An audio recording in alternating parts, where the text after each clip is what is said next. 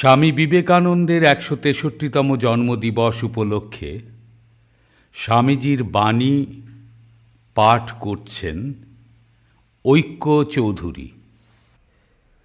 Never think you can make the world better and happier. The bullock in the oil mill never reaches the wisp of hay tied in front of him. He only grinds out the oil. So we chase the will of the wisp of happiness that always eludes us. And we only grind nature's mills, then die, merely to begin again. If we could get rid of the evil, we should never catch a glimpse of anything higher. We would be satisfied and never struggle to get free. When man finds all, search for happiness is matter of nonsense. Then religion begins. All human knowledge is but a part of religion. Look upon every man, woman, and everyone as God. You cannot help anyone, you can only serve. Serve the children of the Lord. Serve the Lord Himself. If you have the privilege, if the Lord grants that you can help any one of His children, blessed you are. Do not think too much of yourselves. Blessed you are that privilege was given to you when others had it not. Do it only as a worship. I should see God in the poor, and it is for my salvation that I go and worship them.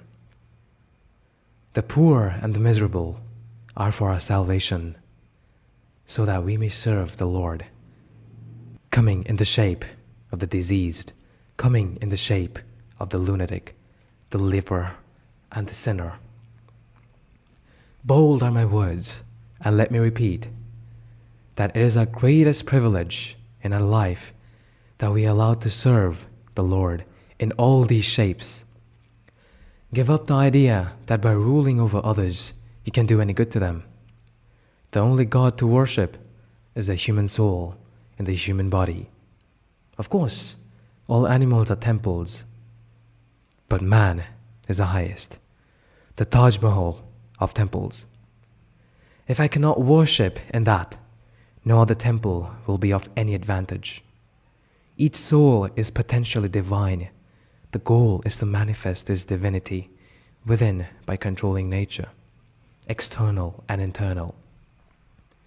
Do this either by work or worship, or psychic control or philosophy, by one or more, or all of these, and be free.